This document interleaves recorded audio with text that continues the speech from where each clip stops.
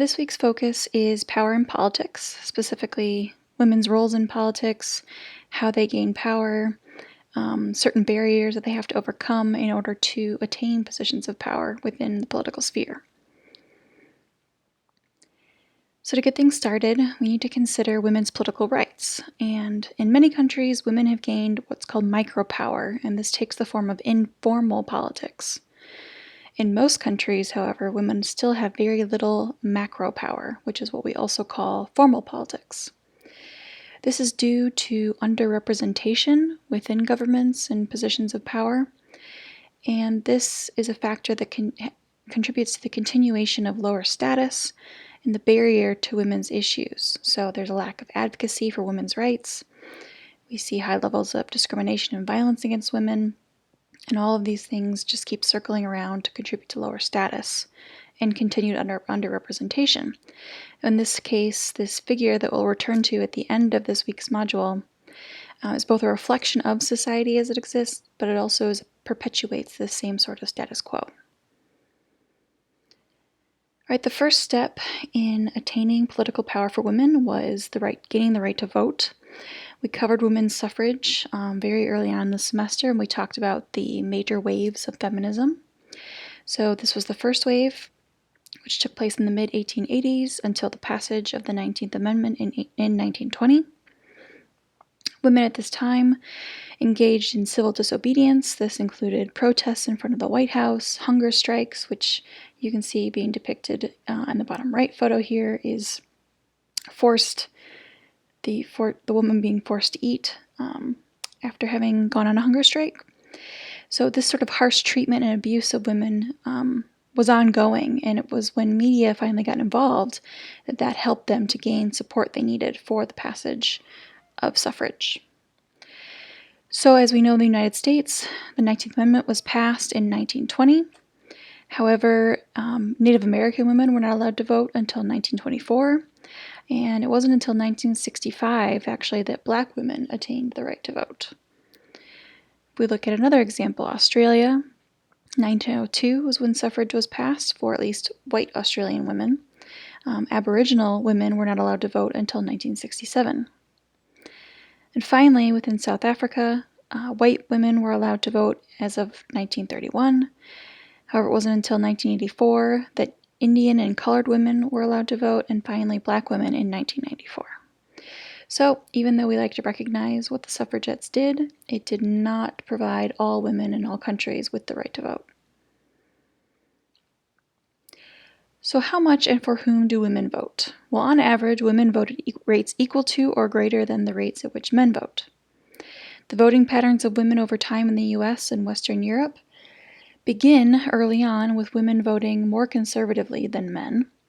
This then trends into an alignment with men and their voting patterns, and eventually women shift to having voting in more liberal cases. And what we consider this as the term that we use to describe this is gender realignment. Why does this happen? Well, we see increasing education amongst women. Also, women are self-supporting themselves in more cases. This is also linked to the breakdown of traditional gender roles. So conservative parties tend to support more traditional gender roles, and women therefore don't see their interests supported or themselves reflected in that party. This is also due to, women's interests in pro-environment, anti-military, and pro-social welfare issues. Within the United States, we're seeing some improvement. Obviously, we have Vice President Kamala Harris in office now. Within the U.S. Senate, there are 24 women, so 24% of the 100 senators. 16 of those women are Democrats, 8 are Republicans. Within the U.S. House, there are 117 women, which is 27% of the, more than 500, almost close to 600 representatives in the House. Those women represent 35 states. 46 women of the 117 are women of color.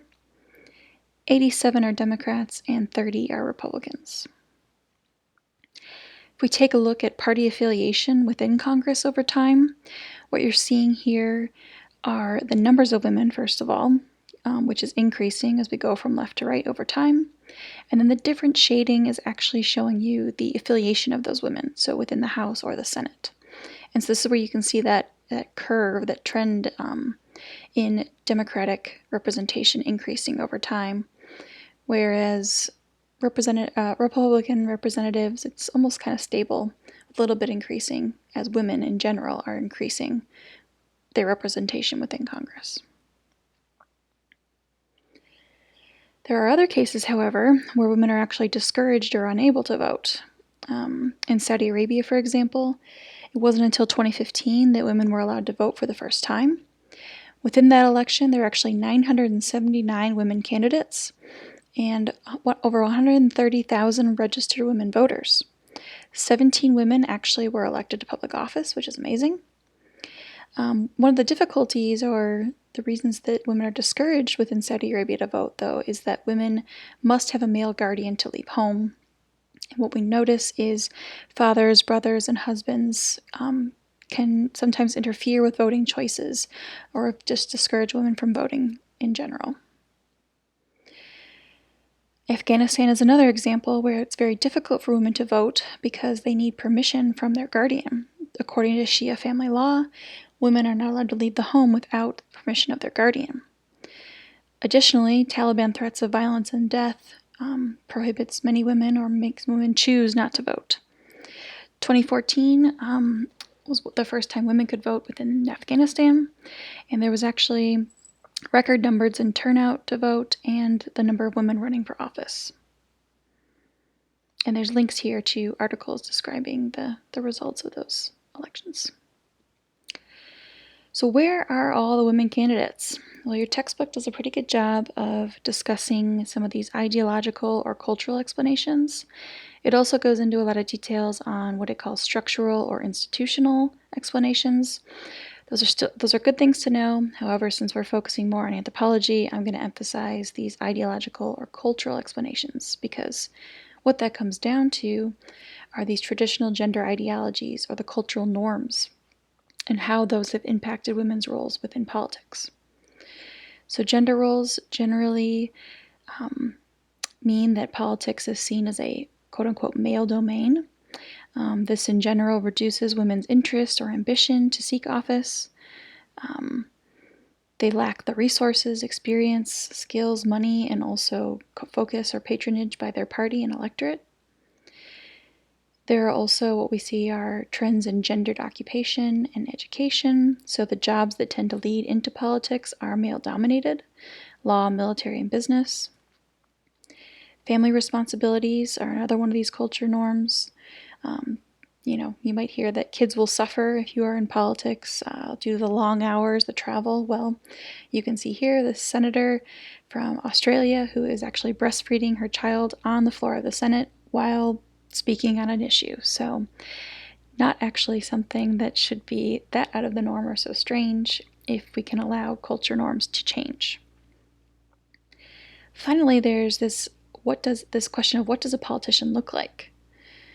We have this sort of cultured image in our head of certain professions. And if we take a look at this photo here on the right, who do we think is the Prime Minister of New Zealand in this photo? Well, because of our cultural biases, we would assume that it's the man on the right, when actually the Prime Minister is Jacinda Ardern, and she is actually pregnant in this photo. She's the second woman ever to give birth while in office. Lastly, there are many cases of violence against women candidates. Kenya in particular, women candidates are threatened and hurt. I put the U.S. here with a question mark because we do see threats of violence, at least against women seeking office, speaking out against political issues, even here within the United States.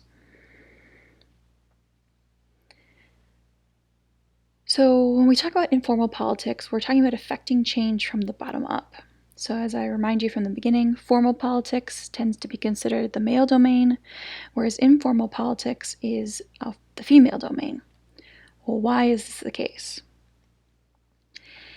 It's the case because this definition and this sort of dichotomy that we've built into our idea of politics, it narrowly defines politics as only formal politics. why this is important for what we're talking about here is it's a concerted effort to make women's efforts invisible, because these efforts tend to happen on a much more local or community-based scale, and they tend to focus on communities in particular. There are 4 major issues that tend to draw women into social protests, the first being the economic survival of themselves and as well as their children. Second are racial or ethnic struggles. Third are humanistic and nurturing problems such as peace or the environment. And then finally, last but certainly not least, are women's rights in general. So let's take a look at a few of these. So women's actions when it comes to economic issues are very often seen as an extension of women's maternal or nurturing roles in the private sphere. In this case, we see them participating in food riots, welfare protests, labor struggles, and tenants' rights.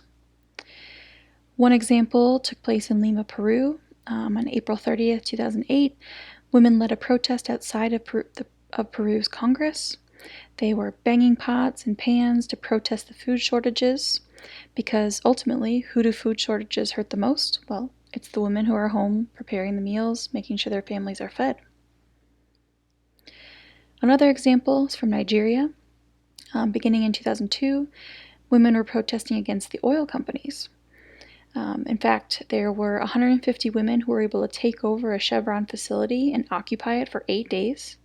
Their demands included hiring locals, building schools, water and power facilities.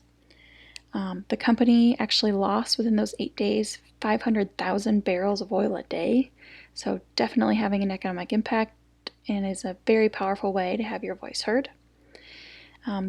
This protest in particular actually began because the company built a fence around their facility, and that prevented women from using the gas flames as part of this facility to dry manioc, which was one of their agricultural products. All right, when it comes to humanistic issues, so this involves things such as peace, the environment, public education, prison reform, mental health care, and hospices. Your textbook talks about this example from Argentina, the Mothers of the Plaza de Mayo. In this case, 30,000 people were kidnapped and killed during a military coup. They became referred to as the disappeared. Mothers and grandmothers, they marched silently with photographs of their disappeared loved ones. They made a tapestry about their missing loved ones. It was really just an effort that involved all sorts of drama, speeches, art in the public to draw attention to an issue. When it comes to women's rights, women participate in many forms of political action, and there's one in particular, a beauty pageant that took place in Peru in 2017 that I'm going to show you this video of. Portions of the competition were actually used to raise awareness of domestic violence and femicide within the country.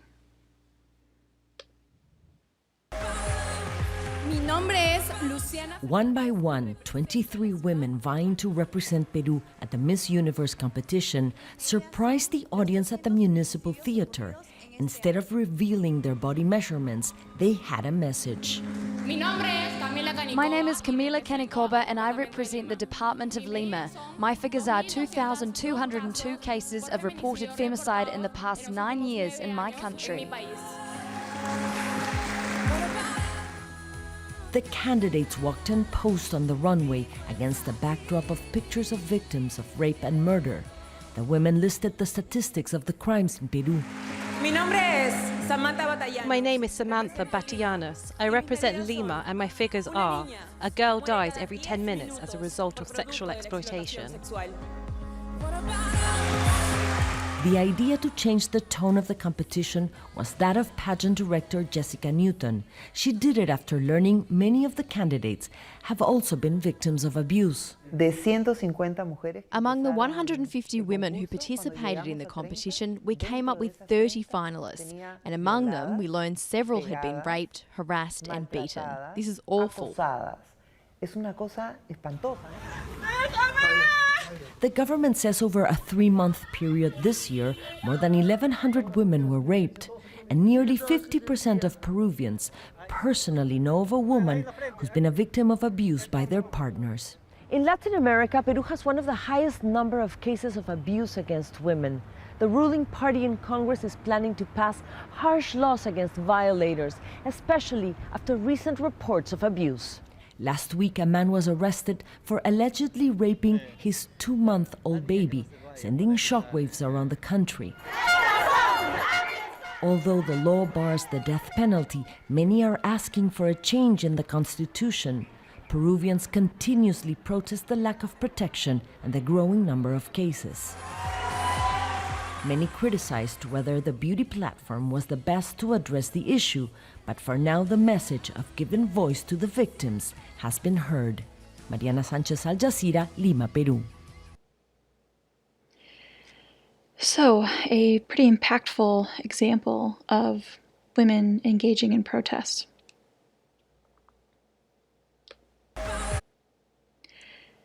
All right, switching now to formal politics.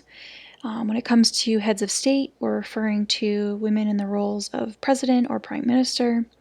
However, you can also be a member of parliament or Congress, cabinet members. These are just the most prominent sorts of positions within governments that we see women taking on. The number of women in these positions is low, but it is increasing. As of this year, there are 25 countries with female heads of state, and Estonia is actually the first country to have a female president and prime minister sitting at the same time. As of 2019, on average, 24.3% of parliament or Congress seats were taken by women, and this is across all countries. Industrialized Western nations, however, do not necessarily have the greatest gender equality in legislatures. So the data we're seeing here, which were collected in 2010, show you that places like the US, the UK, France, they have relatively low numbers of women representatives in their governments compared to places such as Rwanda, which is doing one of the only places, one of very few amount of countries at least, that has been able to achieve gender equality within their government. Cabinet positions in particular, as of 2010, 30 of the world's countries have 1/3 or more women cabinet members. 4 countries at 50% or more. These women, though, however, tend to be appointed to positions in the areas of family, social welfares, health, women's affairs, education, and are rarely put into positions having to deal with economic issues or defense. This map represents the 89 modern states that have elected women as head of state or government from 1950 to this month, March 2021. The yellow countries are those with a female head of government, blue are female head of state, etc., etc., as you can read here. Which country, however, is conspicuously absent from this map? I hope you all notice that the United States is that country that I'm referring to. One of the other concepts that the book covers this week is gender differences in leadership. This gets to the heart of the matter that men tend to be associated with war or aggression, whereas women are seen as peaceful, calm leaders. So this begs the question, are female political leaders more peaceful and ethical? Well, the fact is that the evidence shows this is not true, but it is also very difficult to generalize about leadership styles. There are diverse policy agendas and leadership styles that often challenge gender-based notions of femininity, and this is something we tend to observe across female leaders. Your book talks about 3 examples in particular of women who tended to rule within more of a male style, I guess you would say. The first being Sirimavo Bandaranaike of Sri Lanka. The second is Margaret Thatcher of the UK. And another is Tansu Çiller, who was the leader of Turkey. And we'll focus on her very quickly for today. So she was the first female prime minister of Turkey, and she served from 1993 to 1996. She was described as combative, insensitive, arrogant, and power-mad. When tensions between Greece and Turkey over the island of Cyprus escalated, so Turkey actually is occupying the northern half of Cyprus, the rest of the island is Greek-based. this tension escalated following the killing of a Greek protester who actually tried to tear down a Turkish flag on the island. Tansu Çiller, she warned that anyone ripping down a Turkish flag will have their hands cut off, and of course this just inflamed the situation even more. So maybe not the best way to handle this sort of situation. There were also other human rights abuses that we're aware of during her tenure in office. This involved imprisonment and torture of political opponents, the evacuation and destruction of 1,000 Kurdish villages, as well as seizure of land by the government. Okay, so this brings me to your activity for this week, and what I want you to do is complete a profile of a current female head of state in the form of a Google slide. And so the slide will feature a photo of your chosen leader, some basic information on her cultural background and upbringing, as well as how long she has been in public office. Now, most importantly, I want you to analyze how she came to power using the concepts from Byrne. So these are things like political surrogate or political insider, which I will cover in the next lecture, or alternative pathways, maybe things that weren't covered exactly in the book. I also want you to address which ideological or cultural barriers she had to overcome to win her seat.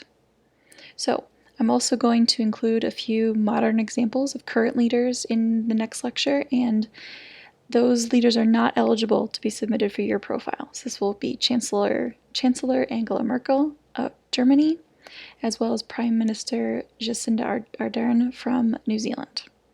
All right, so take a look online, find yourself a leader, do some research, and put together a nice little Google slide to share with the class.